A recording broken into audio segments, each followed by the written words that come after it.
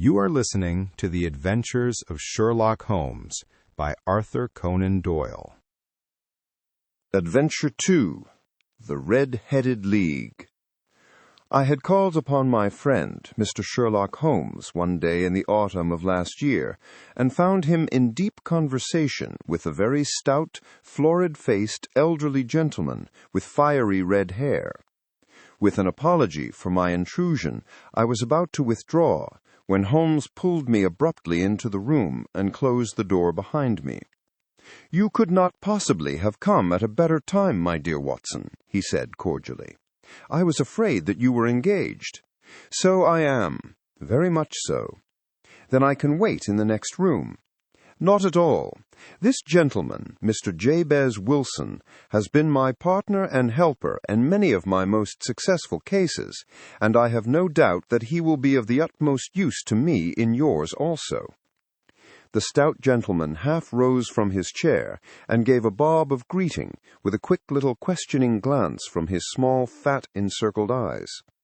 "Try the settee," said Holmes, relapsing into his armchair and putting his fingertips together, as was his custom when in judicial moods. "I know, my dear Watson, that you share my love of all that is bizarre and outside the conventions and humdrum routine of everyday life. You have shown your relish for it by the enthusiasm which has prompted you to chronicle and, if you will excuse my saying so, somewhat to embellish so many of my own little adventures. Your cases have indeed been of the greatest interest to me," I observed. "You will remember that I remarked the other day, just before we went into the very simple problem presented by Miss Mary Sutherland, that for strange effects and extraordinary combinations we must go to life itself, which is always far more daring than any effort of the imagination. A proposition which I took the liberty of doubting. You did, Doctor, but nonetheless you must come round to my view, for otherwise I shall keep on piling fact upon fact on you until your reason breaks down under them and acknowledges me to be right.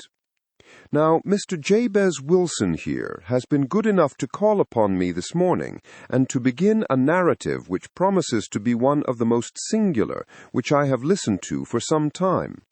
You have heard me remark that the strangest and most unique things are very often connected not with the larger, but with the smaller crimes, and occasionally, indeed, where there is room for doubt whether any positive crime has been committed. As far as I have heard, it is impossible for me to say whether the present case is an instance of crime or not, but the course of events is certainly among the most singular that I have ever listened to. Perhaps, Mr. Wilson, you would have the great kindness to recommence your narrative. I ask you not merely because my friend Dr. Watson has not heard the opening part, but also because the peculiar nature of the story makes me anxious to have every possible detail from your lips. As a rule, when I have heard some slight indication of the course of events, I am able to guide myself by the thousands of other similar cases which occur to my memory. In the present instance, I am forced to admit that the facts are, to the best of my belief, unique." The portly client puffed out his chest with an appearance of some little pride, and pulled a dirty and wrinkled newspaper from the inside pocket of his greatcoat. As he glanced down the advertisement column, with his head thrust forward and the paper flattened out upon his knee, I took a good look at the man, and endeavored, after the fashion of my companion, to read the indications which might be presented by his dress or appearance. I did not gain very much, however, by my inspection. Our visitor bore every mark of being an average commonplace British tradesman, obese, pompous, and slow. He wore rather baggy grey shepherd's check trousers, a not over-clean black frock-coat, unbuttoned in the front, and a drab waistcoat with a heavy brassy Albert chain and a square pierced bit of metal dangling down as an ornament. A frayed top hat and a faded brown overcoat with a wrinkled velvet collar lay upon a chair beside him. Altogether, look as I would, there was nothing remarkable about the man save his blazing red head and the expression of extreme chagrin and discontent upon his features. Sherlock Holmes's quick eye took in my occupation, and he shook his head with a smile as he noticed my questioning glances. Beyond the obvious facts that he has at some time done manual labor, that he takes snuff, that he is a Freemason, that he has been in China, and that he has done a considerable amount of writing lately, I can deduce nothing else. Mr. Jabez Wilson started up in his chair with his forefinger upon the paper, but his eyes upon my companion. "How, in the name of good fortune, did you know all that, Mr. Holmes?" he asked. "How did you know, for example, that I did manual labor? It's as true as gospel, for I began as a ship's carpenter." "Your hands, my dear sir. Your right hand is quite a size larger than your left. You have worked with it, and the muscles are more developed." "Well, the snuff, then, and the Freemasonry."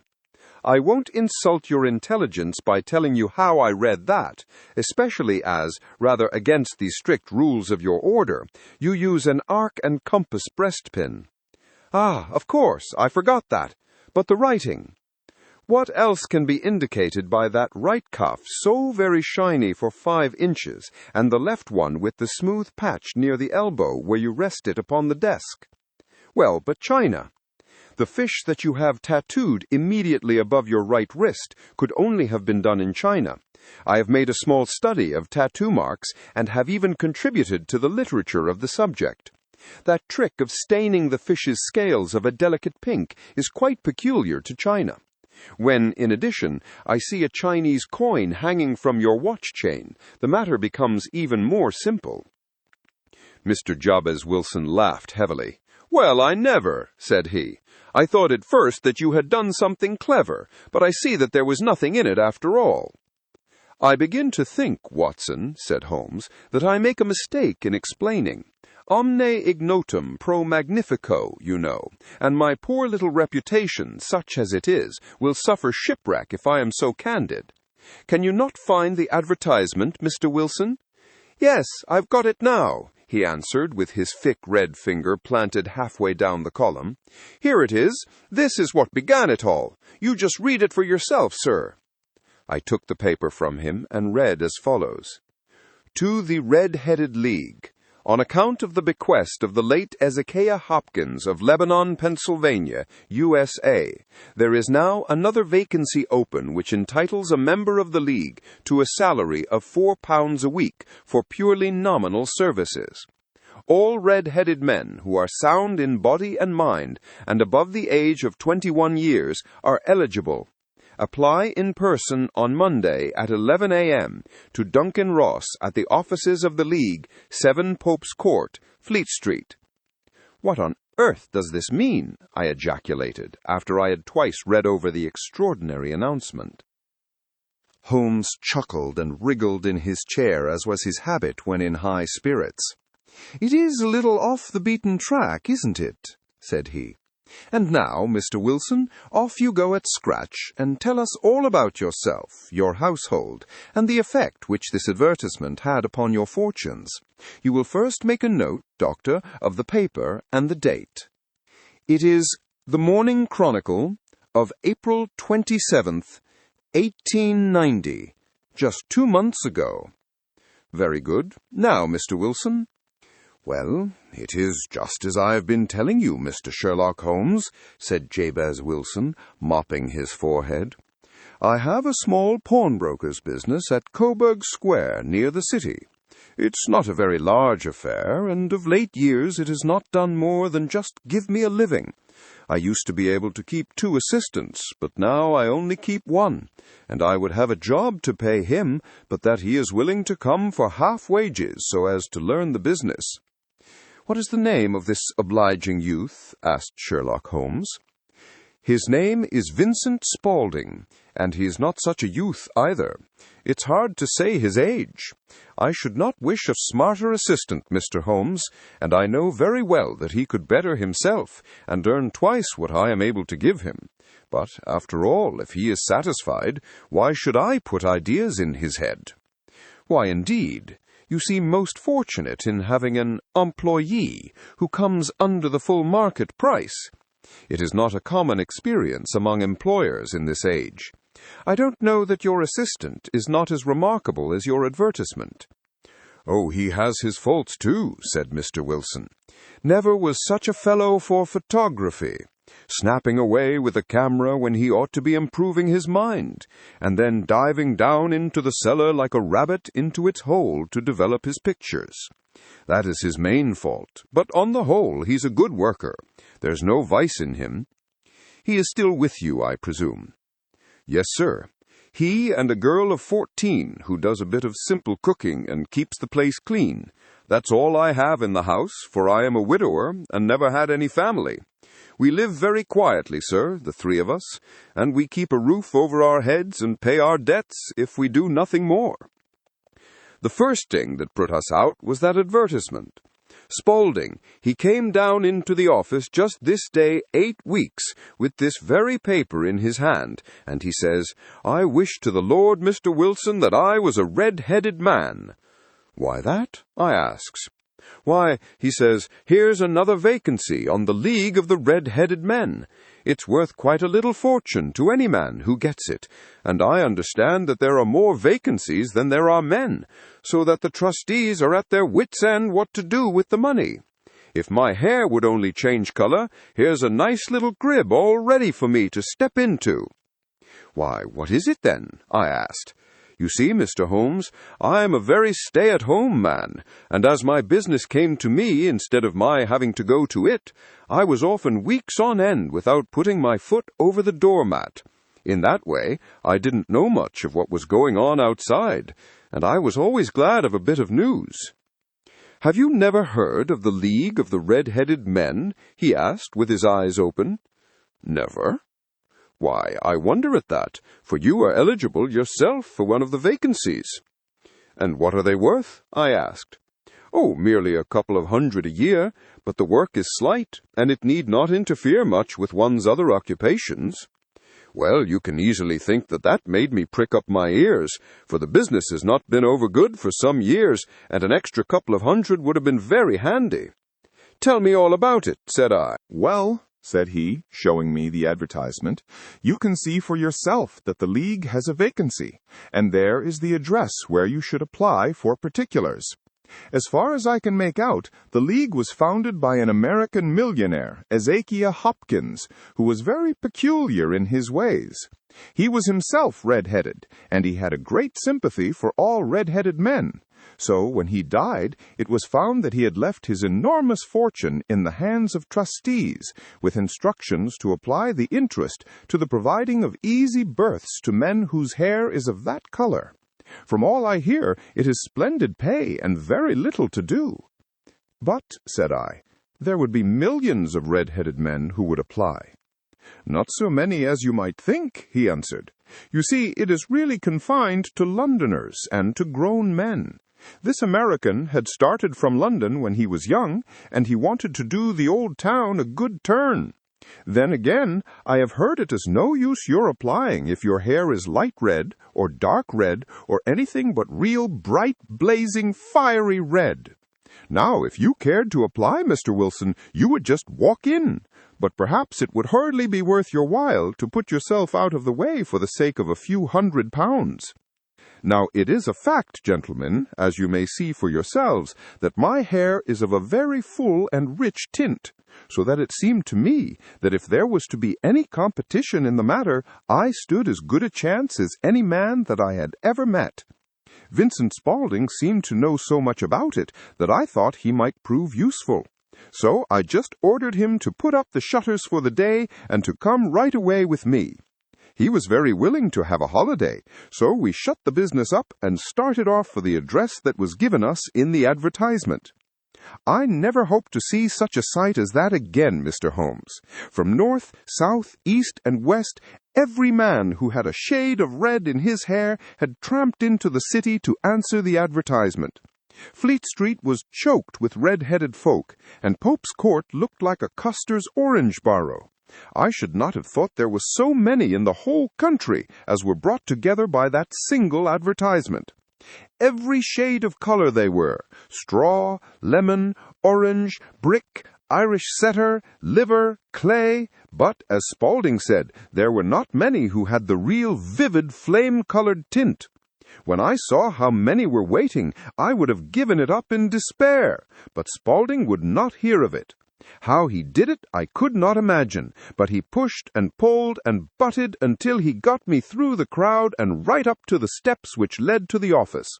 There was a double stream upon the stair, some going up in hope, and some coming back dejected. But we wedged in as well as we could, and soon found ourselves in the office. "Your experience has been a most entertaining one," remarked Holmes, as his client paused and refreshed his memory with a huge pinch of snuff. "Pray, continue your very interesting statement." "There was nothing in the office but a couple of wooden chairs and a deal table, behind which sat a small man with a head that was even redder than mine. He said a few words to each candidate as he came up, and then he always managed to find some fault in them which would disqualify them. Getting a vacancy did not seem to be such a very easy matter after all. However, when our turn came, the little man was much more favorable to me than to any of the others, and he closed the door as we entered so that he might have a private word with us. 'This is Mr. Jabez Wilson,' said my assistant, 'and he is willing to fill a vacancy in the League.' 'And he is admirably suited for it,' the other answered. 'He has every requirement. I cannot recall when I have seen anything so fine.' He took a step backward, cocked his head on one side, and gazed at my hair until I felt quite bashful. Then suddenly he plunged forward, wrung my hand, and congratulated me warmly on my success. 'It would be injustice to hesitate,' said he. 'You will, however, I am sure, excuse me for taking an obvious precaution.' With that, he seized my hair in both his hands and tugged until I yelled with the pain. 'There is water in your eyes,' said he as he released me. 'I perceive that all is as it should be. But we have to be careful, for we have twice been deceived by wigs and once by paint. I could tell you tales of cobbler's wax which would disgust you with human nature.' He stepped over to the window and shouted through it at the top of his voice that the vacancy was filled. A groan of disappointment came up from below, and the folk all trooped away in different directions, until there was not a red head to be seen except my own and that of the manager. 'My name,' said he, 'is Mr. Duncan Ross, and I am myself one of the pensioners upon the fund left by our noble benefactor. Are you a married man, Mr. Wilson? Have you a family?' I answered that I had not. His face fell immediately. 'Dear me,' he said gravely, 'that is very serious indeed. I am sorry to hear you say that. The fund was, of course, for the propagation and spread of the redheads, as well as for their maintenance. It is exceedingly unfortunate that you should be a bachelor.' My face lengthened at this, Mr. Holmes, for I thought that I was not to have the vacancy after all. But after thinking it over for a few minutes, he said that it would be all right. 'In the case of another,' said he, 'the objection might be fatal, but we must stretch a point in favor of a man with such a head of hair as yours. When shall you be able to enter upon your new duties?'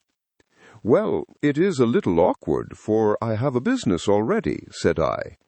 'Oh, never mind about that, Mr. Wilson,' said Vincent Spaulding. 'I should be able to look after that for you.' 'What would be the hours?' I asked. 10 to 2. Now, a pawnbroker's business is mostly done of an evening, Mr. Holmes, especially Thursday and Friday evening, which is just before payday, so it would suit me very well to earn a little in the mornings.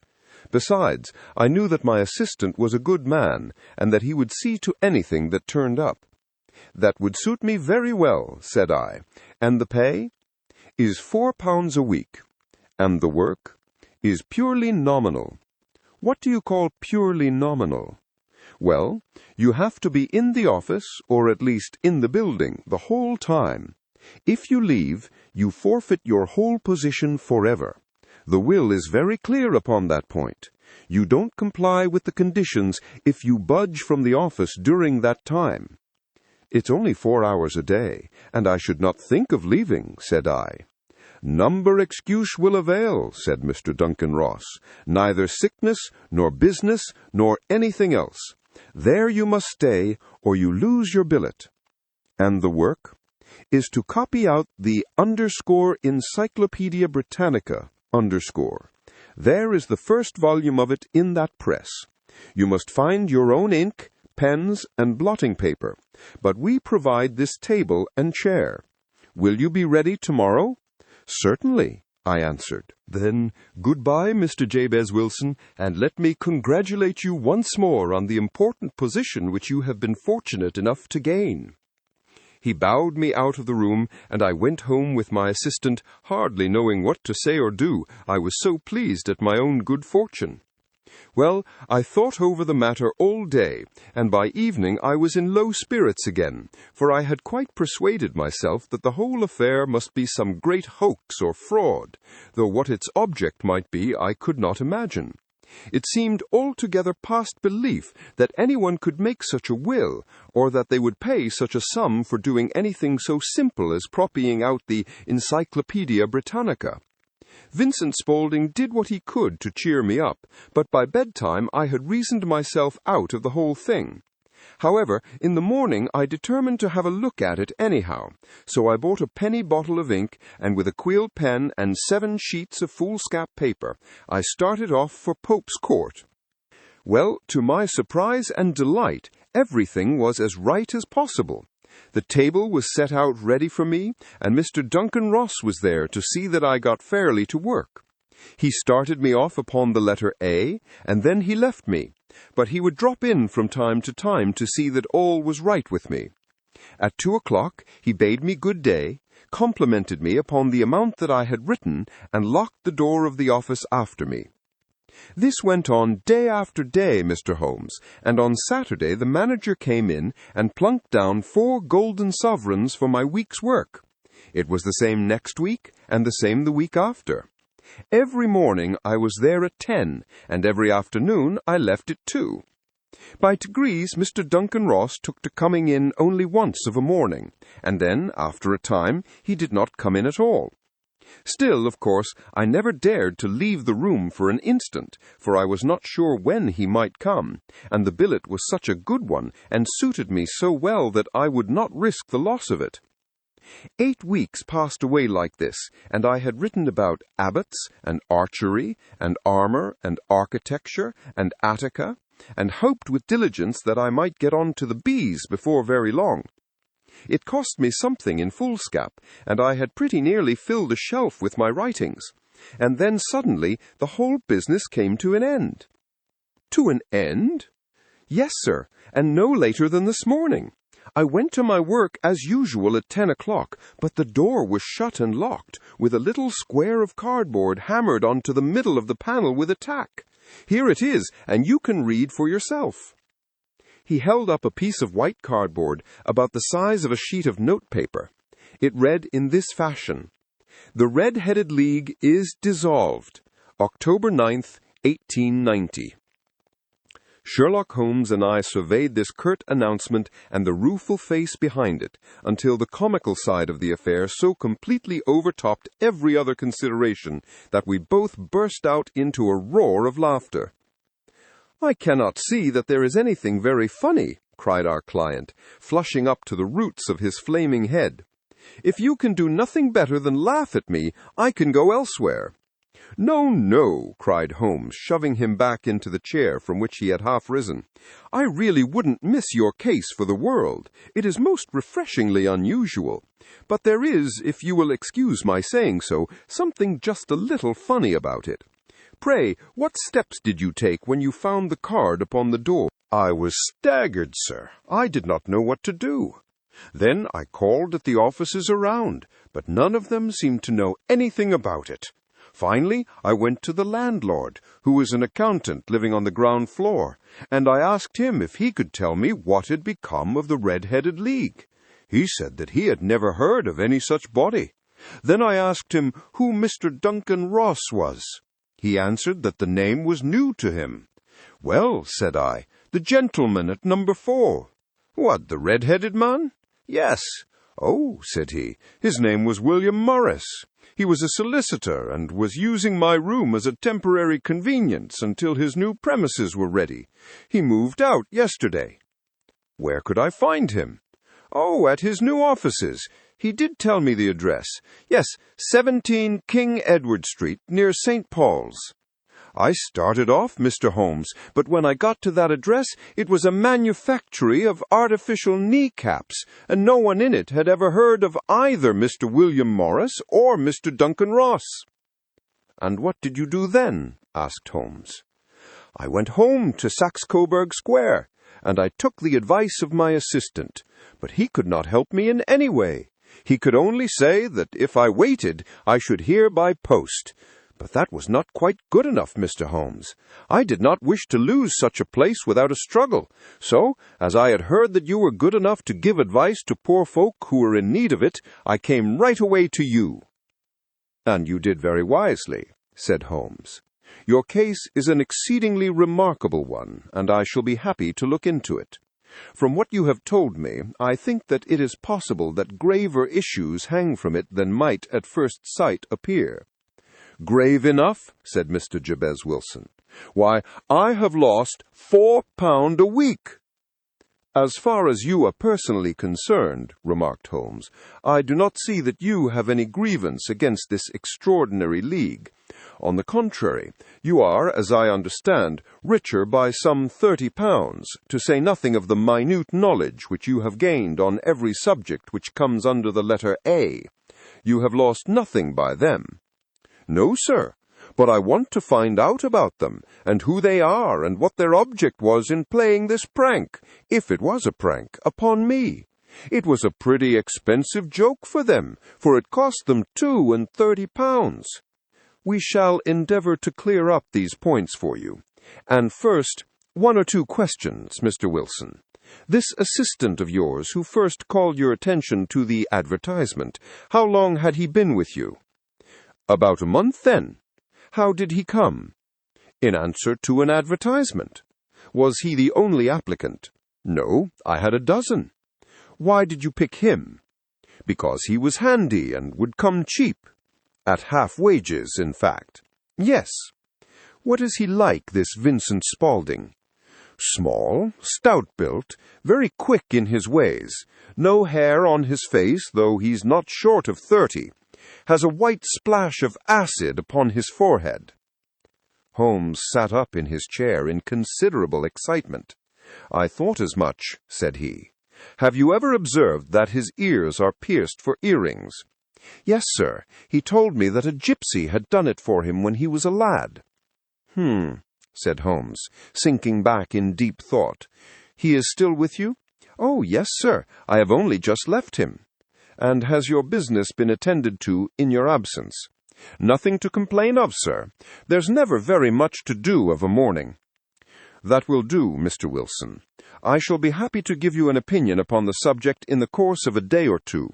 Today is Saturday, and I hope that by Monday we may come to a conclusion." "Well, Watson," said Holmes when our visitor had left us, "what do you make of it all?" "I make nothing of it," I answered frankly. "It is a most mysterious business." "As a rule," said Holmes, "the more bizarre a thing is, the less mysterious it proves to be.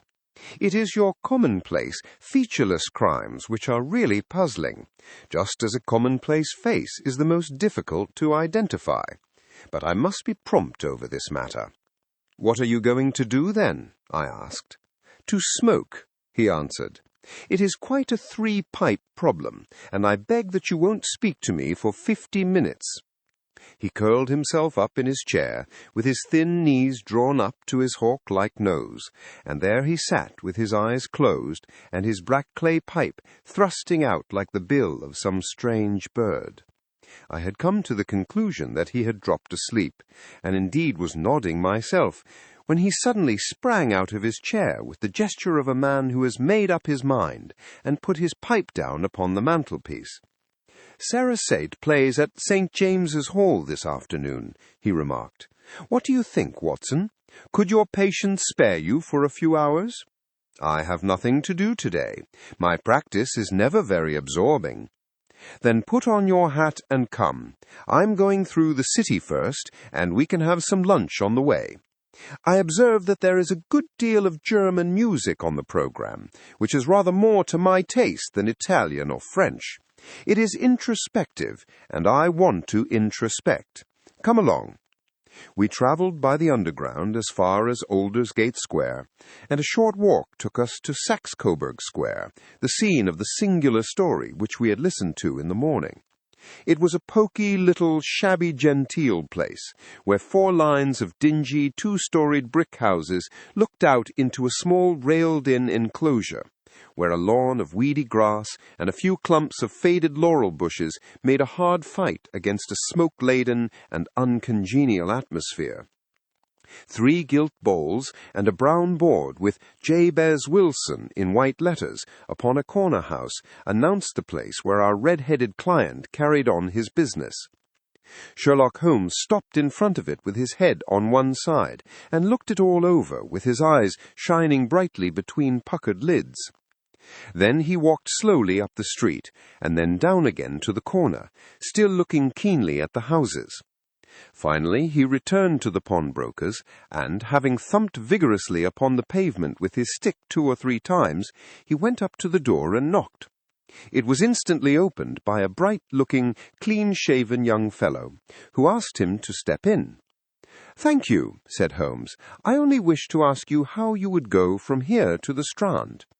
"3rd right, 4th left," answered the assistant promptly, closing the door. "Smart fellow, that," observed Holmes as we walked away. "He is, in my judgment, the 4th smartest man in London, and for daring I am not sure that he has not a claim to be 3rd. I have known something of him before." "Evidently," said I, "Mr. Wilson's assistant counts for a good deal in this mystery of the Red-Headed League. I am sure that you inquired your way merely in order that you might see him." "Not him." "What then?"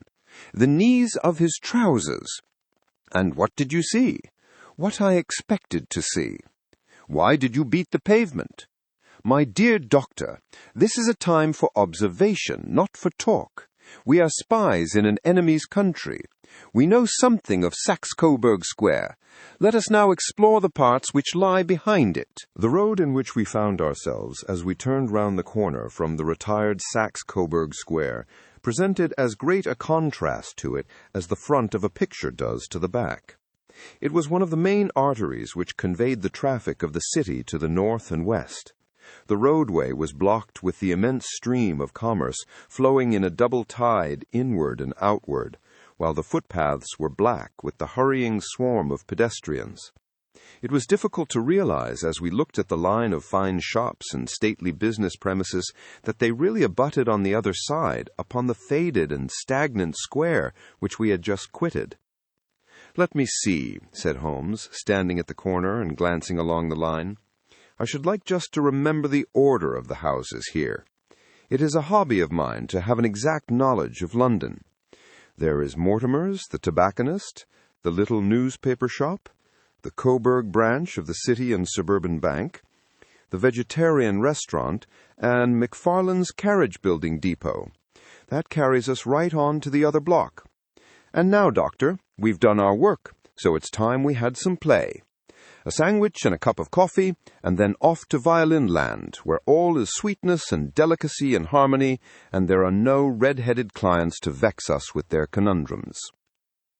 My friend was an enthusiastic musician, being himself not only a very capable performer, but a composer of no ordinary merit. All the afternoon he sat in the stalls, wrapped in the most perfect happiness, gently waving his long, thin fingers in time to the music, while his gently smiling face and his languid, dreamy eyes were as unlike those of Holmes the sleuth-hound, Holmes the relentless, keen-witted, ready-handed criminal agent, as it was possible to conceive. In his singular character, the dual nature alternately asserted itself, and his extreme exactness and astuteness represented, as I have often thought, the reaction against the poetic and contemplative mood which occasionally predominated in him. The swing of his nature took him from extreme languor to devouring energy, and, as I knew well, he was never so truly formidable as when, for days on end, he had been lounging in his armchair amid his improvisations and his black-letter editions. Then it was that the lust of the chase would suddenly come upon him, and that his brilliant reasoning power would rise to the level of intuition, until those who were unacquainted with his methods would look askance at him, as on a man whose knowledge was not that of other mortals. When I saw him that afternoon so enwrapped in the music at St. James's Hall, I felt that an evil time might be coming upon those whom he had set himself to hunt down. "You want to go home, no doubt, Doctor," he remarked as we emerged. "Yes, it would be as well. And I have some business to do which will take some hours. This business at Coburg Square is serious." "Why serious?" "A considerable crime is in contemplation. I have every reason to believe that we shall be in time to stop it. But today being Saturday rather complicates matters. I shall want your help tonight." "At what time?" 10 will be early enough. I shall be at Baker Street at 10. "Very well. And I say, Doctor, there may be some little danger, so kindly put your army revolver in your pocket." He waved his hand, turned on his heel, and disappeared in an instant among the crowd. I trust that I am not more dense than my neighbors, but I was always oppressed with a sense of my own stupidity in my dealings with Sherlock Holmes. Here, I had heard what he had heard.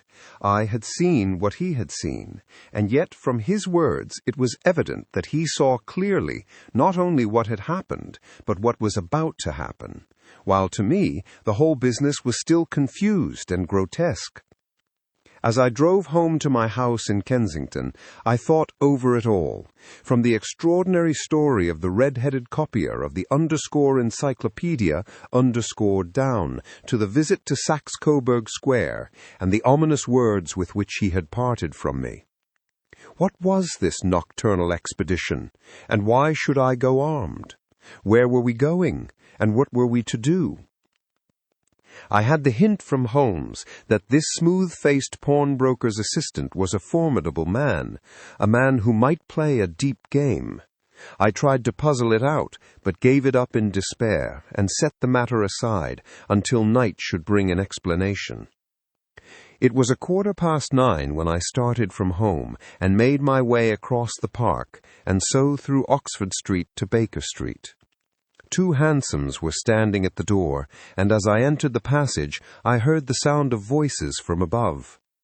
On entering his room, I found Holmes in animated conversation with 2 men, one of whom I recognized as Peter Jones, the official police agent, while the other was a long, thin, sad-faced man with a very shiny hat and oppressively respectable frock-coat. "Ah, our party is complete," said Holmes, buttoning up his pea-jacket and taking his heavy hunting crop from the rack. "Watson, I think you know Mr. Jones of Scotland Yard. Let me introduce you to Mr. Merryweather, who is to be our companion in tonight's adventure." "We're hunting in couples again, Doctor, you see," said Jones in his consequential way. "Our friend here is a wonderful man for starting a chase. All he wants is an old dog to help him to do the running down." "I hope a wild goose may not prove to be the end of our chase," observed Mr. Merryweather gloomily.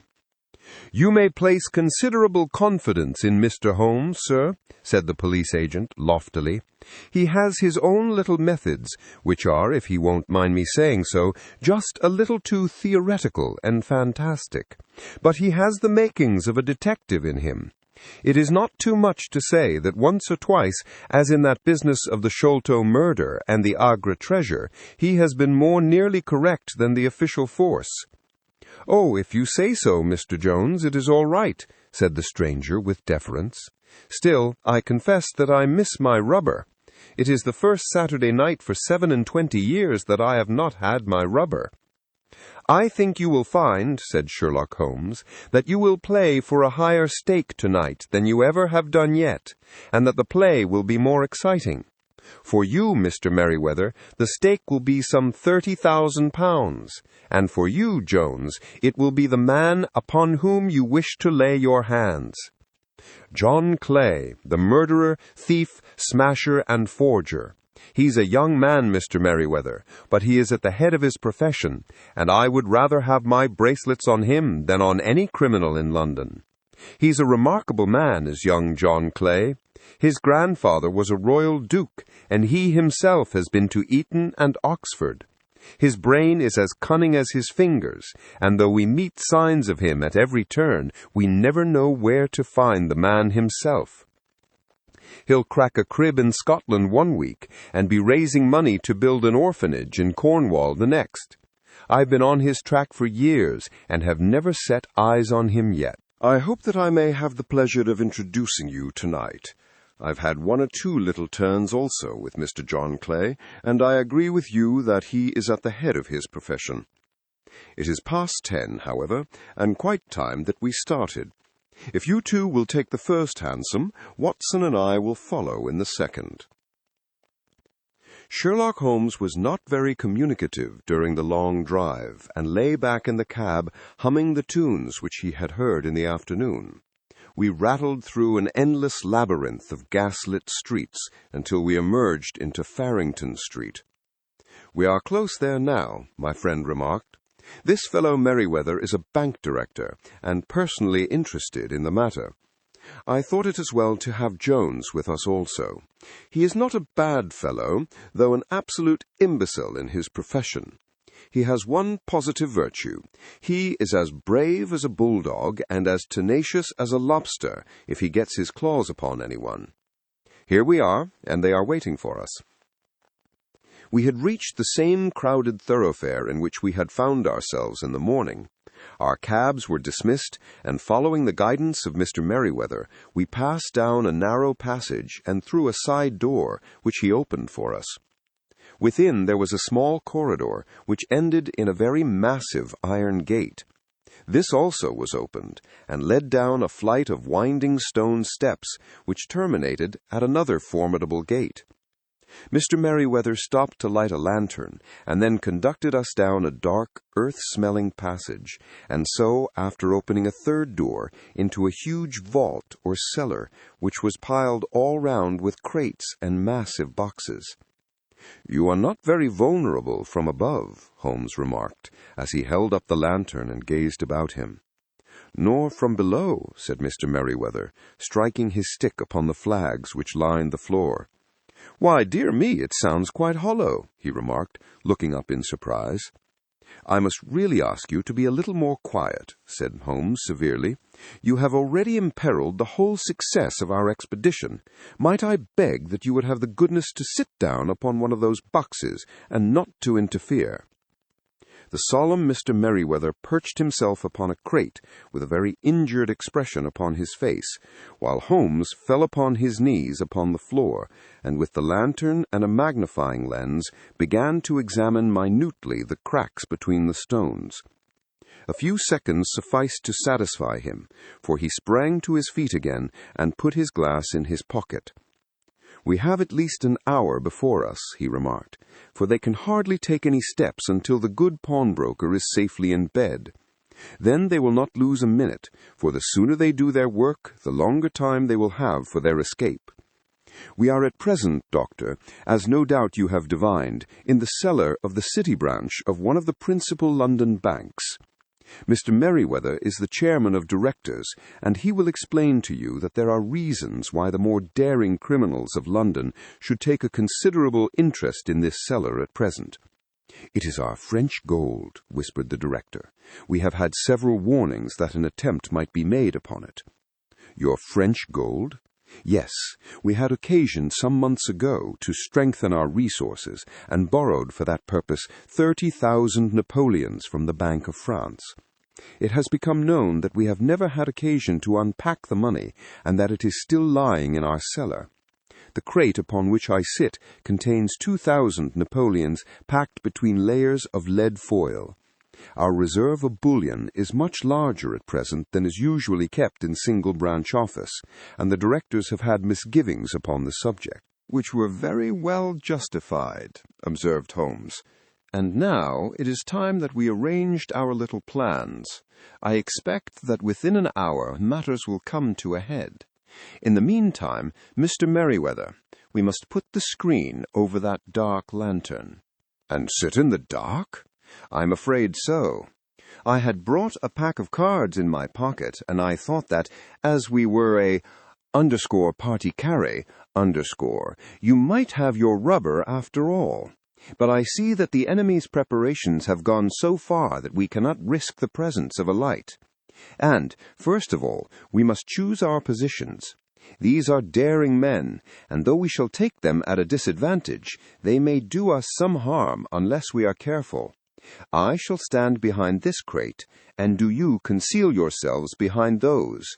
Then, when I flash a light upon them, close in swiftly. If they fire, Watson, have no compunction about shooting them down." I placed my revolver, cocked, upon the top of the wooden case behind which I crouched. Holmes shot the slide across the front of his lantern and left us in pitch darkness, such an absolute darkness as I have never before experienced. The smell of hot metal remained to assure us that the light was still there, ready to flash out at a moment's notice. To me, with my nerves worked up to a pitch of expectancy, there was something depressing and subduing in the sudden gloom and in the cold, dank air of the vault. "They have but one retreat," whispered Holmes. "That is back through the house into Saxe-Coburg Square. I hope that you have done what I asked you, Jones. I have an inspector and 2 officers waiting at the front door. Then we have stopped all the holes, and now we must be silent and wait." What a time it seemed! From comparing notes afterwards, it was but an hour and a quarter, yet it appeared to me that the night must have almost gone, and the dawn be breaking above us. My limbs were weary and stiff, for I feared to change my position. Yet my nerves were worked up to the highest pitch of tension, and my hearing was so acute that I could not only hear the gentle breathing of my companions, but I could distinguish the deeper, heavier in-breath of the bulky Jones from the thin, sighing note of the bank director. From my position I could look over the case in the direction of the floor. Suddenly my eyes caught the glint of a light. At first it was but a lurid spark upon the stone pavement. Then it lengthened out until it became a yellow line.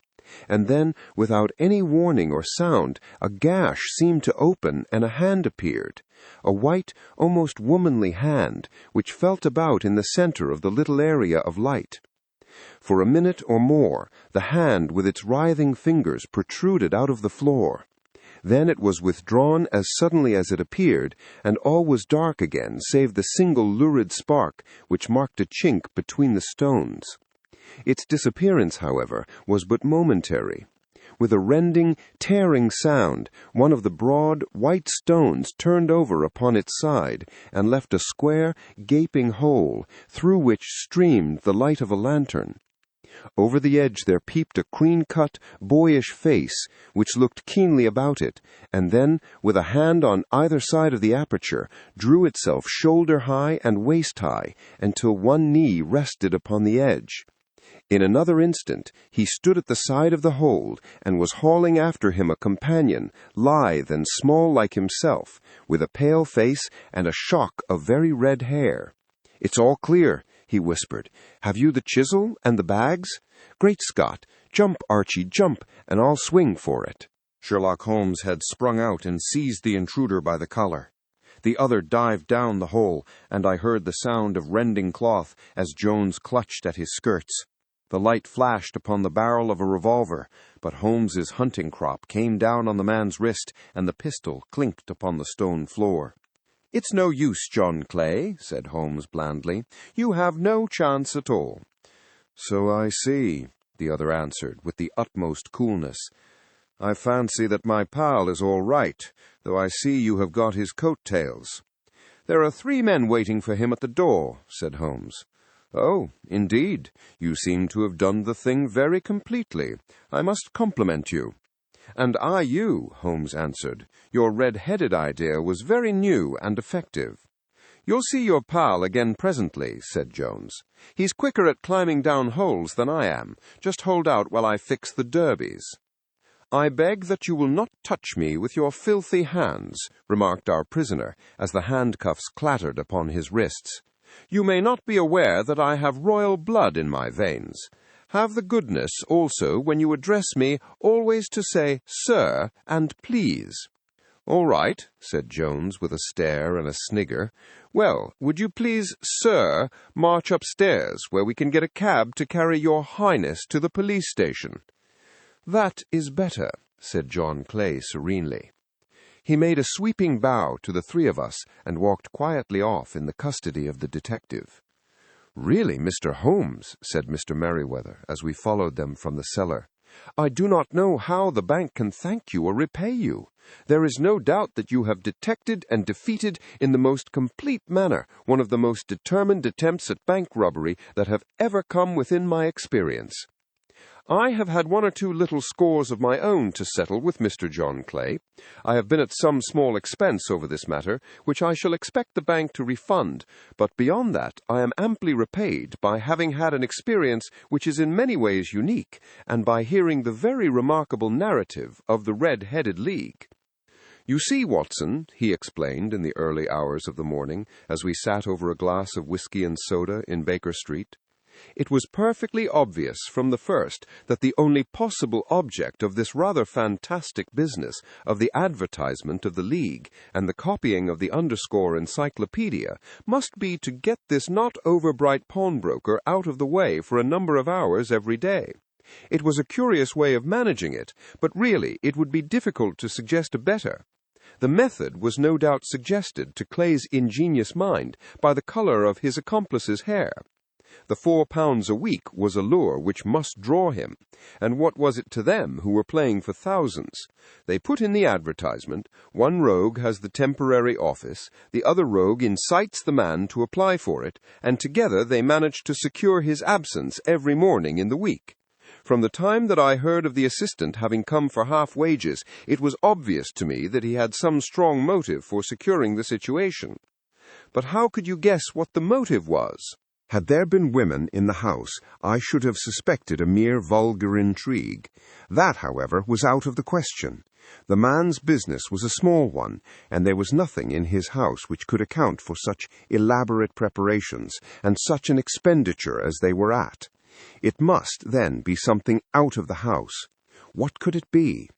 I thought of the assistant's fondness for photography and his trick of vanishing into the cellar. The cellar. There was the end of this tangled clue. Then I made inquiries as to this mysterious assistant and found that I had to deal with one of the coolest and most daring criminals in London.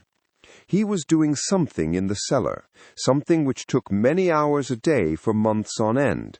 What could it be, once more? I could think of nothing save that he was running a tunnel to some other building. So far I had got when we went to visit the scene of action. I surprised you by beating upon the pavement with my stick. I was ascertaining whether the cellar stretched out in front or behind. It was not in front. Then I rang the bell, and, as I hoped, the assistant answered it. We had had some skirmishes, but we had never set eyes upon each other before. I hardly looked at his face. His knees were what I wished to see. You must yourself have remarked how worn, wrinkled, and stained they were. They spoke of those hours of burrowing. The only remaining point was what they were burrowing for. I walked round the corner, saw the City and Suburban Bank abutted on our friend's premises, and felt that I had solved my problem. When you drove home after the concert, I called upon Scotland Yard and upon the chairman of the bank directors, with the result that you have seen. "And how could you tell that they would make their attempt tonight?" I asked. "Well, when they closed their League offices, that was a sign that they cared no longer about Mr. Jabez Wilson's presence. In other words, that they had completed their tunnel. But it was essential that they should use it soon, as it might be discovered or the bullion might be removed. Saturday would suit them better than any other day, as it would give them 2 days for their escape. For all these reasons, I expected them to come tonight. "You reasoned it out beautifully," I exclaimed in unfeigned admiration. "It is so long a chain, and yet every link rings true." "It saved me from ennui," he answered, yawning. "Alas, I already feel it closing in upon me. My life is spent in one long effort to escape from the commonplaces of existence. These little problems help me to do so." "And you are a benefactor of the race," said I. He shrugged his shoulders. "Well, perhaps after all it is of some little use," he remarked. "L'homme c'est rien, l'œuvre c'est tout," as Gustave Flaubert wrote to George Sand. You've reached the end of this audiobook. Thank you for listening. If you enjoyed it, consider subscribing for more classic audiobooks. Until next time.